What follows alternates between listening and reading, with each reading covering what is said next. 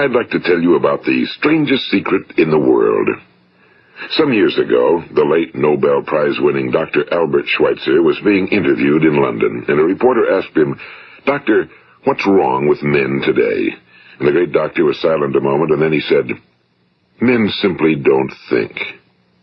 It's about this that I want to talk with you. We live today in a golden age. This is an era that man has looked forward to, dreamed of, and worked toward for thousands of years. But since it's here, we pretty well take it for granted. We in America are particularly fortunate to live in the richest land that ever existed on the face of the earth, a land of abundant opportunity for everyone. But do you know what happens? Well, let's take 100 men who start even at the age of 25. Do you have any idea what will happen to those men by the time they're 65? These 100 men who all start even at the age of 25 believe they're going to be successful. If you asked any one of these men if he wanted to be a success, he'd tell you he did. And you'd notice that he was eager toward life, that there was a certain sparkle to his eye, an erectness to his carriage, and life seemed like a pretty interesting adventure to him. But by the time they're 65, 1 will be rich. 4 will be financially independent. 5 will still be working. 54 will be broke. Now think a moment. Out of the 100, only 5 make the grade. Now why do so many fail? What has happened to the sparkle that was there when they were 25? What's become of the dreams, the hopes, the plans? And why is there such a large disparity between what these men intended to do and what they actually accomplished? When we say about 5% achieve success, we have to define success. And here's the best definition I've ever been able to find. Success is the progressive realization of a worthy ideal. If a man is working toward a predetermined goal and knows where he's going, that man is a success. If he's not doing that, he's a failure. Success is the progressive realization of a worthy ideal. Rollo May, the distinguished psychiatrist, wrote a wonderful book called Man's Search for Himself. And in this book he says, the opposite of courage in our society is not cowardice. It is conformity. And there you have the trouble today. It's conformity, people acting like everyone else without knowing why, without knowing where they're going. Now think of it. In America right now, there are over 18 million people 65 years of age and older. And most of them are broke. They're dependent on someone else for life's necessities. Now, we learn to read by the time we're 7. We learn to make a living by the time we're 25. Usually by that time, we're not only making a living, we're supporting a family. And yet, by the time we're 65, we haven't learned how to become financially independent in the richest land that has ever been known. Why? We conform.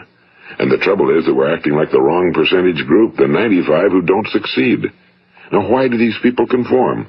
Well, they really don't know. These people believe that their lives are shaped by circumstances, by things that happen to them, by exterior forces. They're outer-directed people. A survey was made one time that covered a lot of men, working men, and these men were asked, "Why do you work? Why do you get up in the morning?" 19 out of 20 had no idea. If you ask them, they'll say, well, everyone goes to work in the morning, and that's the reason they do it, because everyone else is doing it. Now let's get back to our definition of success. Who succeeds? The only person who succeeds is the person who is progressively realizing a worthy ideal. He's the person who says, I'm going to become this, and then begins to work toward that goal. I'll tell you who the successful people are. A success is the school teacher who's teaching school because that's what he or she wants to do. The success is the woman who's a wife and mother because she wanted to become a wife and mother and is doing a good job of it. The success is the man who runs the corner gas station because that was his dream. That's what he wanted to do. The success is the successful salesman who wants to become a top-notch salesman and grow and build with his organization. A success is anyone who is doing deliberately a predetermined job because that's what he decided to do deliberately. But only 1 out of 20 does that. That's why today there isn't really any competition unless we make it for ourselves. Instead of competing, all we have to do is create. You know, for 20 years, I looked for the key which would determine what would happen to a human being.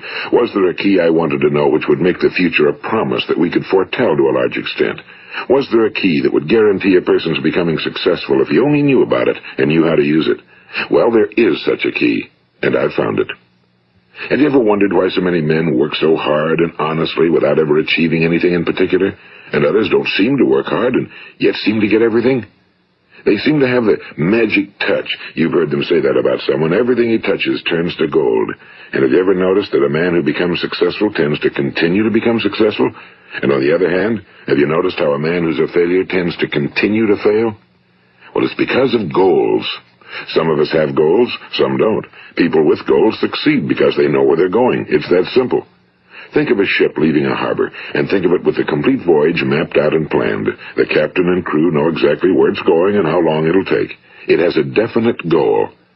Now, 9,999 times out of 10,000, it will get to where it started out to get.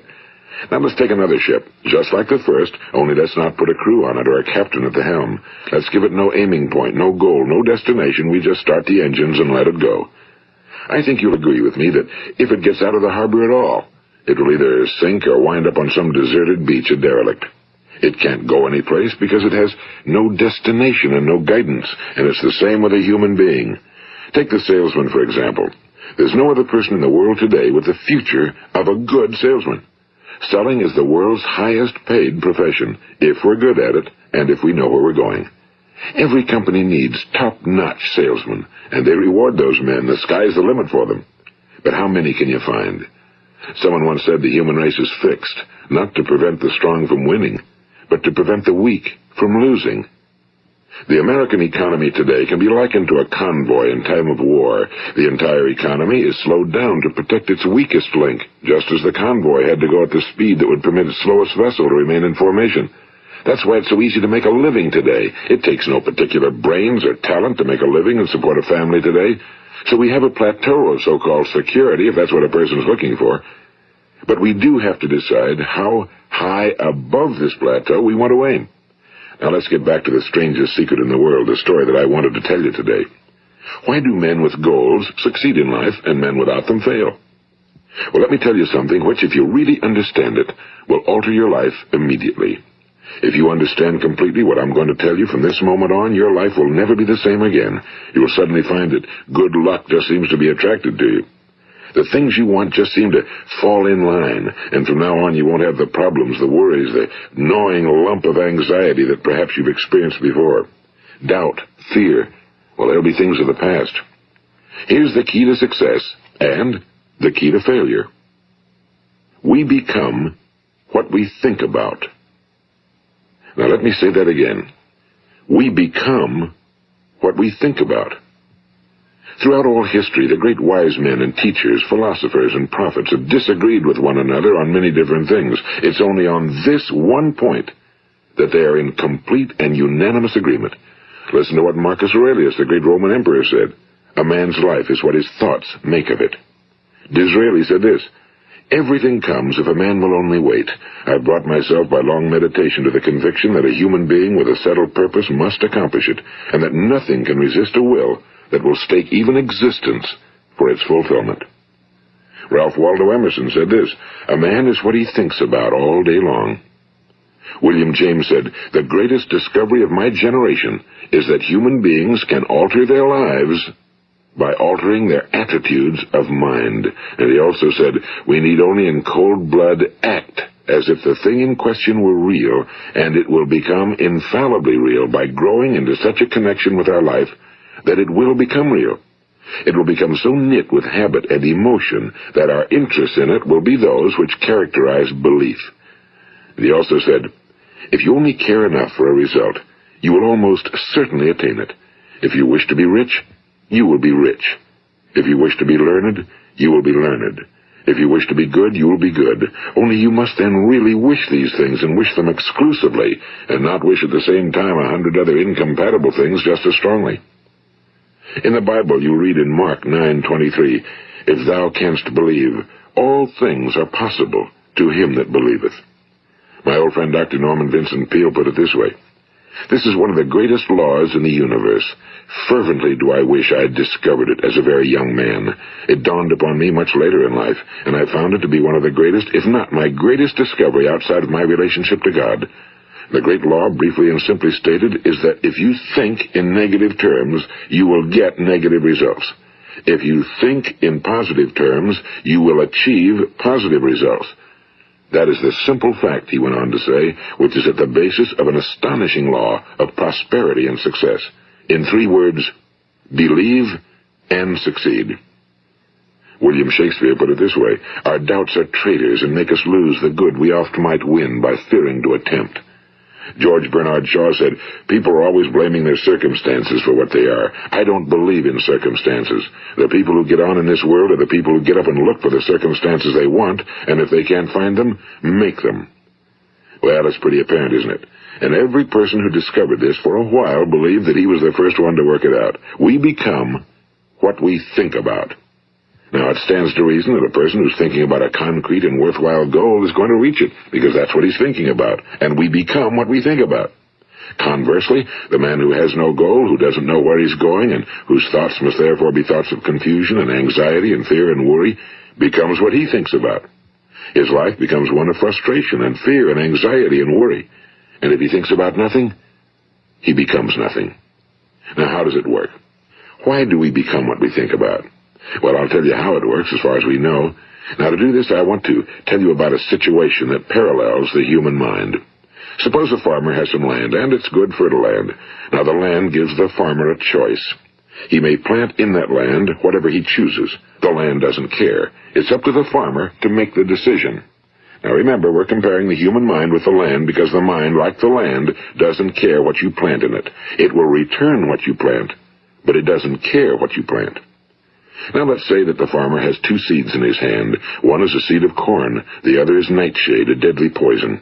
He digs 2 little holes in the earth, and he plants both seeds, one corn, the other nightshade. He covers up the holes, waters, and takes care of the land, and what will happen? Invariably, the land will return what's planted. As it's written in the Bible, as ye sow, so shall ye reap. Now remember, the land doesn't care. It'll return poison in just as wonderful abundance as it will corn.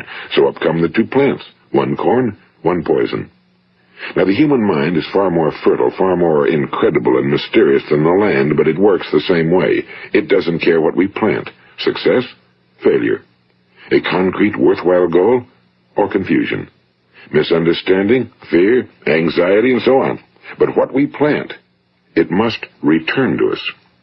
You see, the human mind is the last great unexplored continent on Earth. It contains riches beyond our wildest dreams. It will return anything we want to plant. Now, you might say, well, if that's true, why don't people use their minds more? Well, I think they figured out an answer to that one, too. Our mind comes as standard equipment at birth. It's free, and things that are given to us for nothing we place little value on. Things that we pay money for, we value. The paradox is that exactly the reverse is true. Everything that's really worthwhile in life came to us free. Our minds, our souls, our bodies, our hopes, our dreams, our ambitions, our intelligence, our love of family and children and friends and country, all these priceless possessions are free. But the things that cost us money are actually very cheap and can be replaced at any time. A good man can be completely wiped out and make another fortune. He can do that several times. Even if our home burns down, we can rebuild it. But the things we got for nothing, we can never replace. The human mind isn't used because we take it for granted. Familiarity breeds contempt. It can do any kind of job we assign to it, but generally speaking, we use it for little jobs instead of big, important ones. Universities have proved that most of us are operating on about 10% or less of our abilities. So decide now, what is it you want? Plant your goal in your mind. It's the most important decision you'll ever make in your entire life. What is it you want? Do you want to be an outstanding salesman? A better worker at your particular job? Do you want to go places in your company? In your community? Do you want to get rich? All you've got to do is plant that seed in your mind, care for it, work steadily toward your goal, and it will become a reality. It not only will, there's no way that it cannot.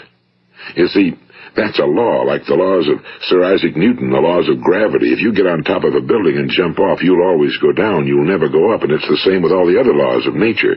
They always work. They're inflexible. Think about your goal in a relaxed, positive way. Picture yourself in your mind's eye as having already achieved this goal. See yourself doing the things you will be doing when you've reached your goal. Ours has been called the phenobarbital age, the age of ulcers and nervous breakdowns and tranquilizers. At a time when medical research has raised us to a new plateau of good health and longevity, far too many of us worry ourselves into an early grave trying to cope with things in our own little personal ways without learning a few great laws that will take care of everything for us. These things we bring on ourselves through our habitual way of thinking. Every one of us is the sum total of his own thoughts. He is where he is because that's exactly where he really wants to be, whether he'll admit that or not. Each of us must live off the fruit of his thoughts in the future, because what you think today and tomorrow, next month and next year, will mold your life and determine your future. You're guided by your mind. I remember one time I was driving through eastern Arizona, and I saw one of those giant earth-moving machines roaring along the road at about 35 miles an hour with what looked like 30 tons of dirt in it. A tremendous, incredible machine, and there was a little man perched way up on top with the wheel in his hands guiding it. And as I drove along, I was struck by the similarity of that machine to the human mind. Just suppose you're sitting at the controls of such a vast source of energy. Are you going to sit back and fold your arms and let it run itself into a ditch? Or are you going to keep both hands firmly on the wheel and control and direct this power to a specific, worthwhile purpose? It's up to you. You're in the driver's seat. You see, the very law that gives us success is a two-edged sword. We must control our thinking. The same rule that can lead a man to a life of success, wealth, happiness, and all the things he ever dreamed of for himself and his family. That very same law can lead him into the gutter.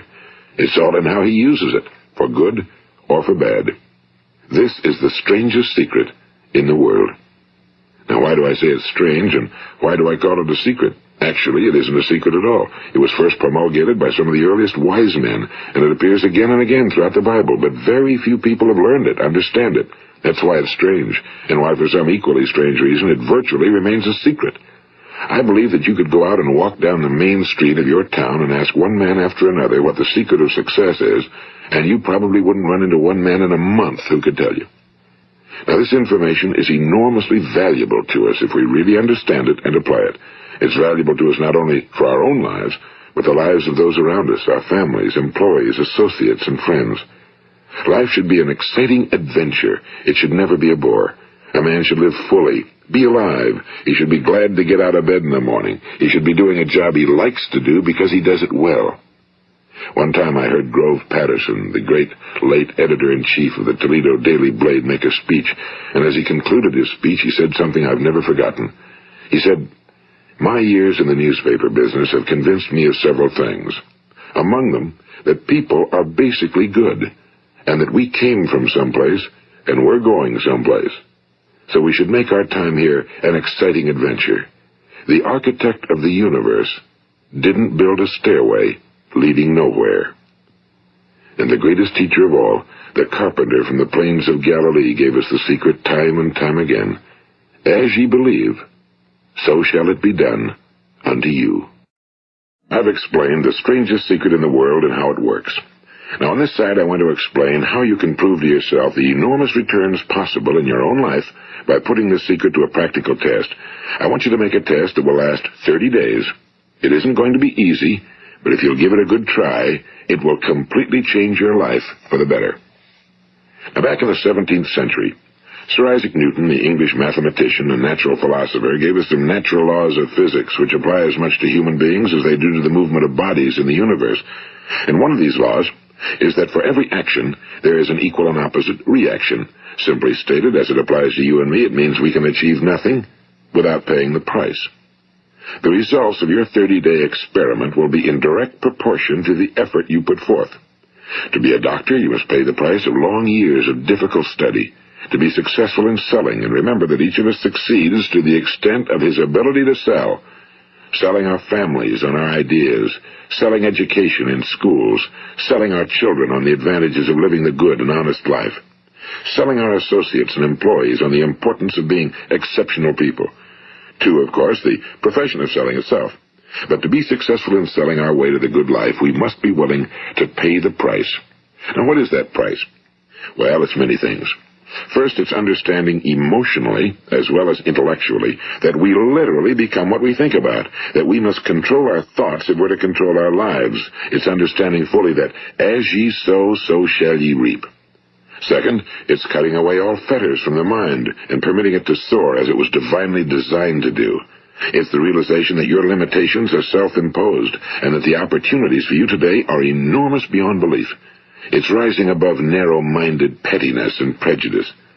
And third, it's using all your courage to force yourself to think positively on your own problem, to set a definite and clearly defined goal for yourself, to let your marvelous mind think about your goal from all possible angles, to let your imagination speculate freely upon many different possible solutions, to refuse to believe that there are any circumstances sufficiently strong to defeat you in the accomplishment of your purpose, to act promptly and decisively when your course is clear, and to keep constantly aware of the fact that you are, at this moment, standing in the middle of your own acres of diamonds, as Russell Conwell used to point out.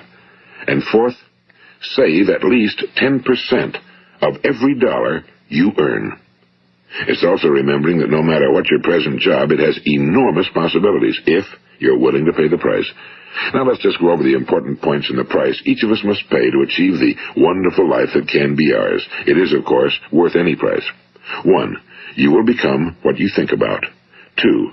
Remember the word imagination and let your mind begin to soar. 3. Courage. Concentrate on your goal every day. 4. Save 10% of what you earn. And 5. Action. Ideas are worthless unless we act on them. Now, I'll try to outline the 30-day test I want you to make. Keep in mind that you have nothing to lose by making this test and everything you could possibly want to gain. There are 2 things that may be said of everyone. Each of us wants something, and each of us is afraid of something. I want you to write on a card what it is you want more than anything else. It may be more money. Perhaps you'd like to double your income or make a specific amount of money. It may be a beautiful home. It may be success at your job. It may be a particular position in life. It could be a more harmonious family. Each of us wants something. Now write down on your card specifically what it is you want. Make sure it's a single goal and clearly defined. You needn't show it to anyone, but carry it with you so that you can look at it several times a day. Think about it in a cheerful, relaxed, positive way each morning when you get up, and immediately you have something to work for, something to get out of bed for, something to live for. Look at it every chance you get during the day and just before going to bed at night. And as you look at it, remember that you must become what you think about, and since you're thinking about your goal, you realize that soon it will be yours. In fact, it's yours really the moment you write it down and begin to think about it. Look at the abundance all around you as you go about your daily business. You have as much right to this abundance as any other living creature. It's yours for the asking. Now we come to the difficult part. Difficult because it means the formation of what is probably a brand new habit, and new habits are not easily formed. Once formed, however, it will follow you for the rest of your life. Stop thinking about what it is you fear.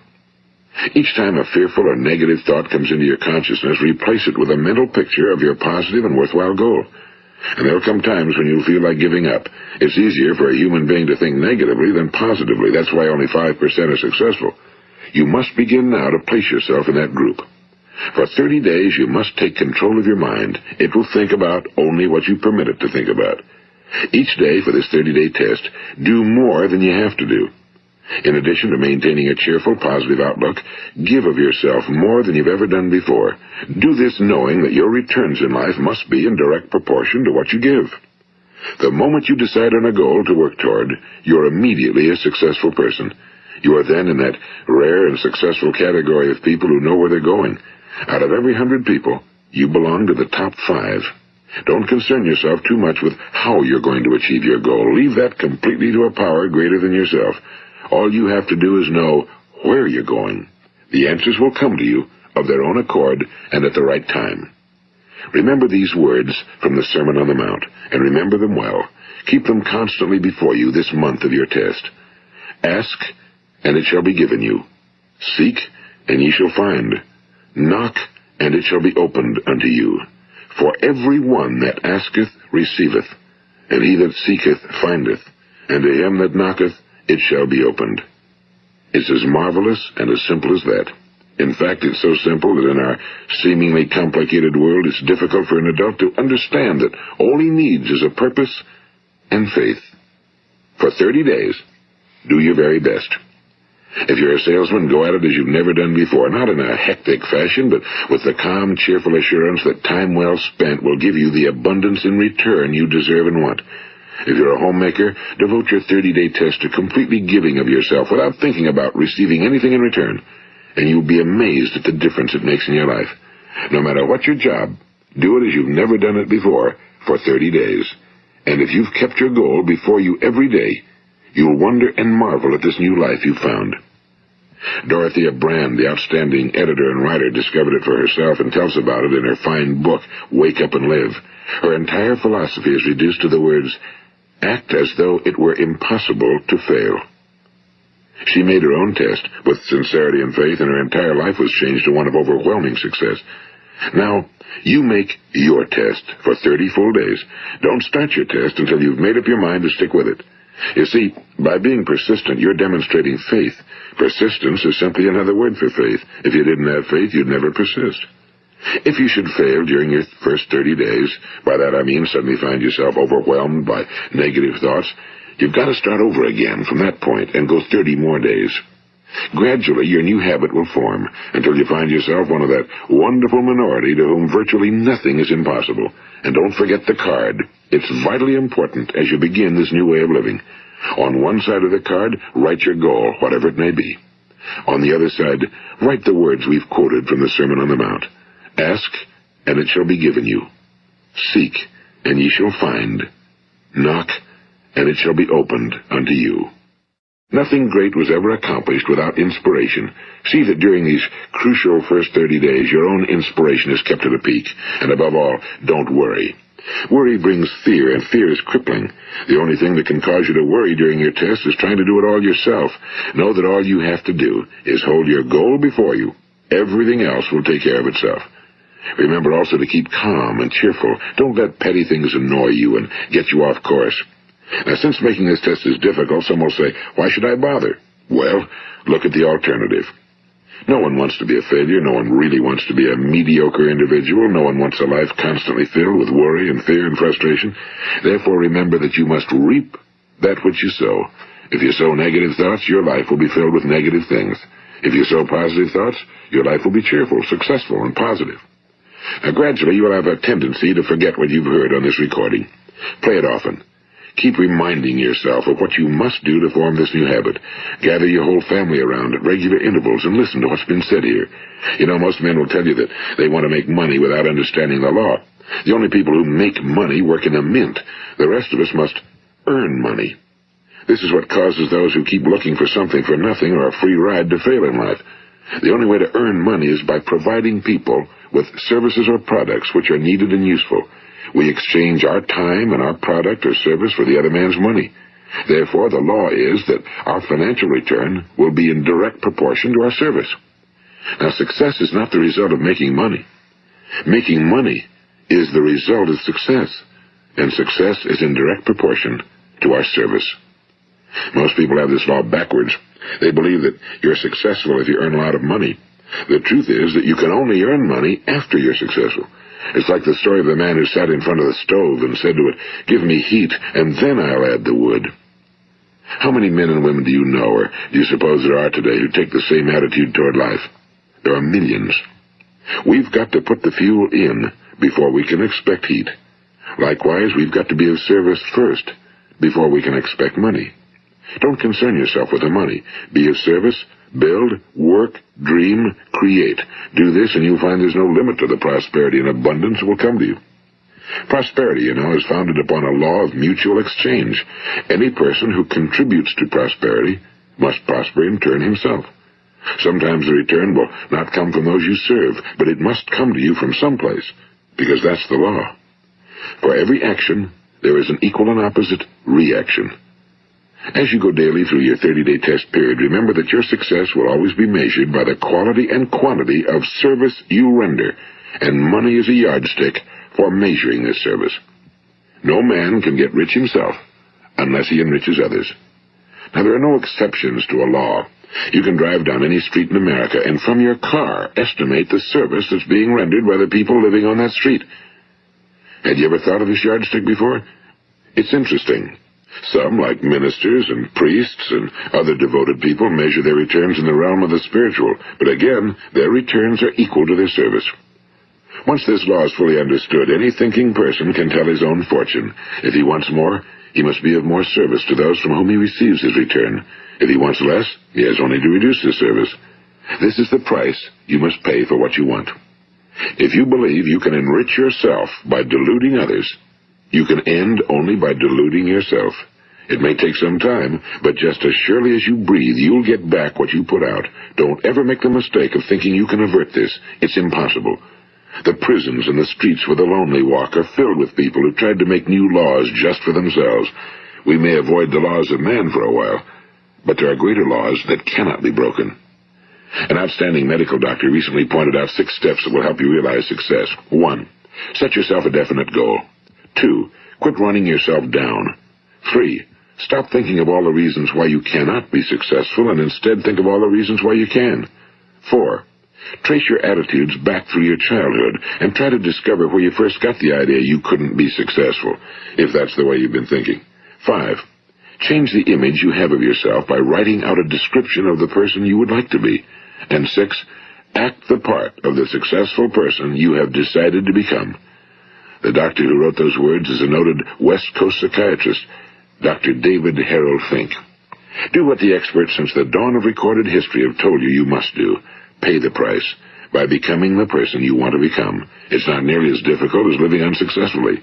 Make your 30-day test, then repeat it again, and each time it will become more a part of you until you'll wonder how you could ever have lived any other way.